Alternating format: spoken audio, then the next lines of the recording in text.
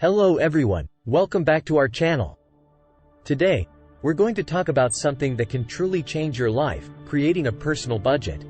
But before we dive in, if you're new here, don't forget to hit that subscribe button and the notification bell so you won't miss our future videos. Let's get started. First, let's talk about why having a personal budget is so important. A personal budget is a financial plan that allocates your personal income towards routine expenses, savings, and debt repayment. It's like a roadmap for your money, guiding you on how to spend and save wisely. Have you ever bought something and wondered if you could really afford it? Well, if you create a budget, you no longer have to worry about being left in the dark over your own income. Why is this important? Well, without a budget, you might end up spending more than you earn, leading to debt. A budget helps you avoid this by making sure you're only spending what you can afford. It also helps you save for future goals, whether that's a vacation, a new car, or a comfortable retirement. Now that we understand the importance of a personal budget, let's dive into how to create one. We recommend using Google Sheets to keep track of your budget. One reason we think this is the best tool available to people is because not everyone just has a ton of money laying around to pay for a monthly subscription. Lucky for you, Google Sheets are completely free. Unlike Excel, Google Sheets is a super easy user-friendly interface. Google Sheets offer plenty of templates to choose from so that you don't have to start from scratch. Step 1. Identify your income. The first step in creating a budget is to identify all sources of income. This could be your salary, any side jobs, or passive income.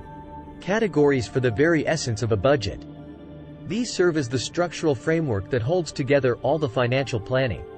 The beauty of these categories is in their flexibility and adaptability to the unique financial circumstances of each individual person. If needed, you can combine them together, or be more specific with each income, providing a comprehensive overview of the financial situation. However, it's important to strike a balance when it comes to the number of categories. There isn't a universally right number that fits all. The number of categories should be sufficient to cover all your income and expenses, but at the same time, it should not lead to unnecessary complexity. The goal is to create a budget that is detailed yet simple to understand and manage. Too many categories can lead to confusion and make the budgeting process more tedious than it needs to be. Step 2. List your expenses. Next, list all your expenses.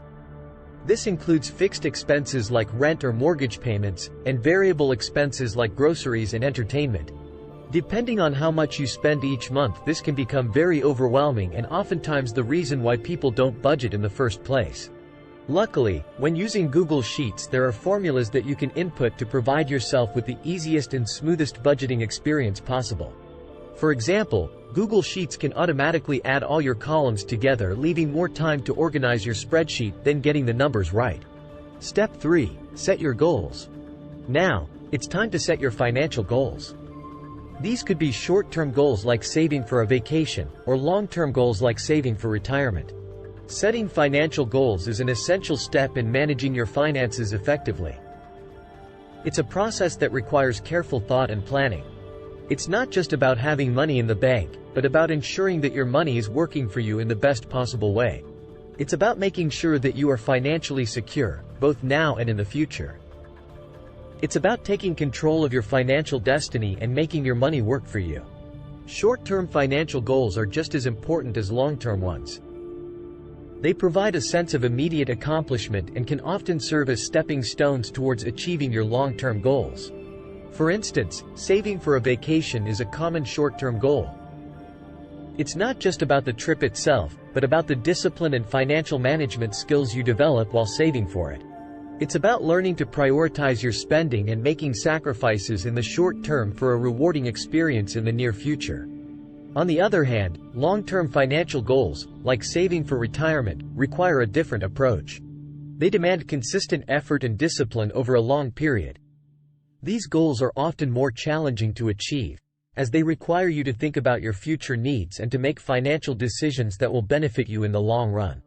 Saving for retirement is not just about putting money aside, but about investing wisely and ensuring that you will have a comfortable and secure life when you decide to stop working. It's about planning for a future that may seem far away, but that will arrive sooner than you think. Step 4. Create your budget. Once you have your income, expenses, and goals, you can create your budget. Allocate your income to your expenses and savings goals, making sure not to spend more than you earn. We see the majority of Americans use a specific rule when it comes to budgeting. People call it the 50-30-20 rule. This is a very simple rule that no one can apply to their budget no matter the income. This means to leave 50% of your income for things that are needed in life. For example, your mortgage, food, and bills. Next, leave 30% of your income to what you want. This can include things like that morning coffee we talked about earlier and even the latest technology and gadgets if you can offer them. Lastly, but definitely not least, leave 20% of your income to savings. It's very important to have money in savings for several reasons. Many things can happen in life that we don't expect, so having extra money in savings can save you a big headache and possibly even save you from debt in the future. Now remember, this is not financial advice. Every household is different and may need other things more than others. We always recommend doing your own research and even talking with a financial advisor. Oftentimes we think that we would be happier if we bought the latest iPhone or even just that morning coffee before work. Although we make ourselves think this will make us happier, it's only a short-time fix that could add up and cause us to go over budget. Going over budget is not a good thing. Even just a little bit of lost money could cause us to go into debt. And even just a little debt means that you can't go on that vacation to the beach you've been looking forward to all year. Step 5. Monitor and adjust your budget. Finally, it's important to monitor your budget and adjust it as needed. Life changes, and so should your budget. We recommend setting a little time aside once a week or maybe even twice a week to update your spreadsheet. Sometimes it is hard to realize how often we actually buy things, especially when we use stuff like credit and debit cards. So setting that time aside can help you not go astray and stay on track. And that's it. That's how you create a personal budget. Remember, a budget is not about restricting what you spend, but rather enabling you to spend without regret or worry. So start your budget today, and take control of your financial future. Thank you so much for watching. If you found this video helpful, please give it a thumbs up and share it with your friends. And don't forget to subscribe for more financial tips and tricks. See you in the next video.